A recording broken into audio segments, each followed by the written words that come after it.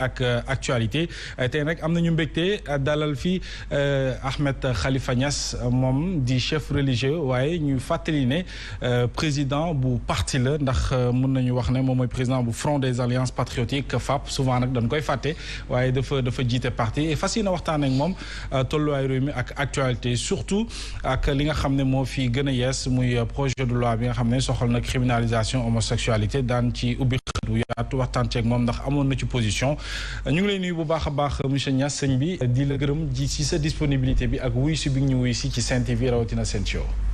jërëjëf maa ngi leen di gërëm yi yéen ñaar. di leen sant. di rafetlu li ngeen ma woo ci jamonoom.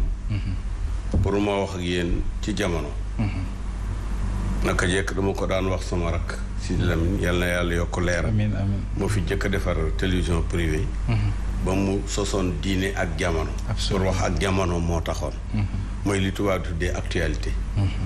kon nag jërëjëf. encore Sen TV. Bougane et tous les autres. très bien Sen TV sa kër la ñun ñoo lay gën a jaajëfal xëy na ci nangul bi ñu nangul bi la invitation parce que c'était pas du tout évident donc émission bi duñ ci wéet benn yoon dinaa ci ànd ak Fatou Abdou Ndiaye léegi-léegi.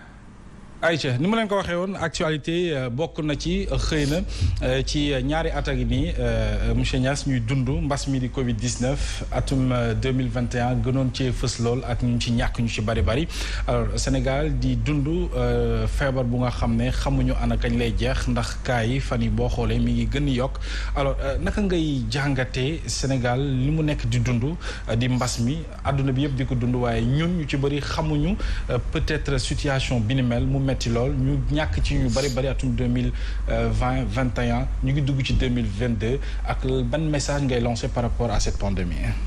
waaw ñu sant yàlla. ndax tey nouvelle bu neex am na.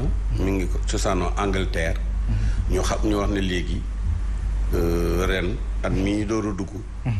mbas moomu dana jeex tàkk muy kii yi ci génn ay variant yeeg waaye ABC AD M bi moo mujj nii am na sax bu France wax na gis na ko bien sûr mais nee nañ lépp lu bokk ci Covid jeex na ren gannaaw gi OMS confirmé loolu waaw ñi am nañu foog ne ci biir 6 mois yi dana éradiqué wu ba dootul am benn problème d'ailleurs boo xoolee fi mu ne nii Sénégal ci niveau hôpital ak clinique yi hospitalisé tuñu da ngay ñëw seet la boo nekkee positif rek ñu digal la benn perfusion boo xam ne mën nga toog sa kër jënd perfusion bi ñu keel la ko bu jógee jeexe nga dem sewat gis nañ it ne ci put lay yem do wàcc ci poumon te bi mu daan wàcc ci poumon ci la daan roussi poumon yi ba mu d'ailleurs docteur bi tax bu la daan déglu bu tegee kiyam ci poumon yi day dégg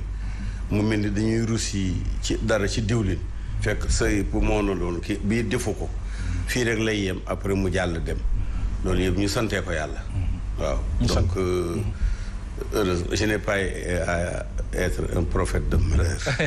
D'accord alors ñu dund aussi lañ daan dund muy discours à la nation bu président de la République ngay njiitalu parti wax naa ko sànq FAP boobu nga jiite alors un discours mu nga xam ne ñu bëri jugé nañu ko un discours bilan te ñu ngi doon xaar yeneen xëy na priorité ci secteur yu ci bari Sénégal doon ko ci déglu ban commentaire également. par rapport à ça discours bilan de 10 ans la. parce que quand même 2012 2022 ça fait 10 ans. bon donc bégal nañu ci. yi nga yaa ngi jàkkaarloo ni ak photo bâtiment yi ci Dakar. daanaka boo dundoon genn wàll boo jëloon lu ëpp genn wàll gi jël même photo bi ci 1960 lu ëpp genn wàll gi néew fi. te li fi ne mën nga ne li ci ëpp ci vraiment magistère bu Macky Sall la am. tey depuis 2012 la tàmbali di fi nekk. bâtiment yaa ngi nii boo ci xam ban âge am ndax seen façon sax bokk architecture yi dafa changé yeneen changé booy xool da ngay dem ba ci àll bi gis ay préfecture ay kii de gendarmerie ay tribunaux ay hôpitaux mais ñu am benn allure boo xam ne yow moo ko daan di ci yeneen réew da ngay fier pour daagu ci biir Sénégal très bien def na lépp ndax wax dëgg yàlla saretu fas ali fas la fi fekkoon ak kaar yu nott ak yu bëri ay mbëkk-mbëkk wax dëgg yàlla TER bi ak lu mën a jar rek ñoo ko moom. ak lu mu mën a jar. ak lu mu mën a jar. ñoo ko moom tubaab da koy wax ne quel que soit le prix. quel que soit le prix. quel que soit le prix am nañu suñu TER te ñoo ko njëkk am ci kullu Afrique. ñoo ko njëkk am. waaw ñeneen ñi dañuy roy ci ñun rek. te bëgg nañ ko. waaw ko am la ñëpp di ñëwee nga nekk di tiitaru. baax na daal ayca léegi noonu dañuy introduire Fatou Abdou Ndiaye moom it mu tàbbi ci waxtaan bi ginnaaw ba ñu la nuyoo. maa ngi lay fay bu baax Mouhamed di la nuyu également monsieur Niass am mbégte daal ci plateau bi ñu ngi wax ci discours à la nation du président de la République bi mu def le 31 décembre. discours bilan moom nga ko jàppee ñu bëri également mais am ay poñ yoo xamante ne Sénégalais yi doon nañu ko ci xaar bokk na ci mbirum passeport diplomatique yi bokk na ci scandale financier yi. mbirum ndox mi poñ yoo xamante ne tudd ko est-ce que discours bi amul foo xamante ne am na lajjite. waaw olof de nee nañ loo ne bu ma doon buur def ko xelam buur a nga ca waaye ku yaakaar ne président Macky Sall mii dana seetaan ay nit di sàcc alali réew mi ci ay trésor ak fudul trésor mu leen seetaan wala mu leen reyal kon xamuloo Macky Sall mënu ko. mais loolu warul wax ne danaa ko def dafa war a xëy rek def ko comme yu bari doo xëy rek def ko façon boobu la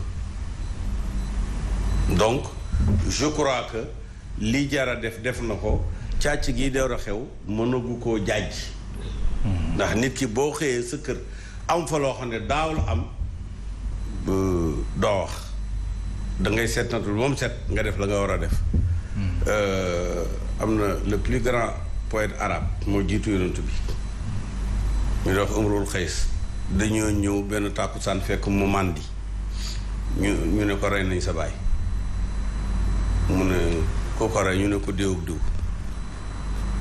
mu ne tey moom sàngara si xas na ma ba jàpp ba mu ko jéemee fayalut ñu boole ma ak moom waaye suba mbir dana xew ba ci ëllëg saa ñi ca bokkoon ak ñu leen doon seetaan ak ñi ci d'accord ñëpp tàggale seen bopp ak seen i baat mu ne lii laa leen waxoon waaye nit ki buñ la bettee ngoon doo fayu ci guddi ga loolu la je crois que ñooñu Macky ngi leen di dàqe. daawul am te ñu dégg le président de la République wax ne am na dossier yoo xam ne moom moo ci defoon concam est-ce que xel dina dal ci dossier yooyu nga xam ne scandale la. am jamono ji ci réew Sénégal yooyu ci yàbbi. ba jamono jotee. loolu jëmmi jamono la woon boobu boo koy xool xale yi fi juddoon sax ñi ngi dem école loola mënuñu bés bu ne ñu toggaat ko tàngalaat ko dafay soofal ñam waxoon na ci jëmmi jamono na mu waroon a wax ca la tolloolu jamono jooja jamono yi tey Macky yet la yor du wax na at paaka waaye yor na yet moom. leneen ci discours bu peut-être ñu ko doon xaar mais tey ñu am ci lu leer muy proposition de loi portant criminalisation de l'homosexualité ñu yóbbu ko assemblée nationale. Le bureau de l'assemblée moom moo ko rejeté. avant muy dem assemblée déggoon nañ ci sa position bëggoon nañ ci amaat rek lu gën a leer ak ban commentaire ngay def tey.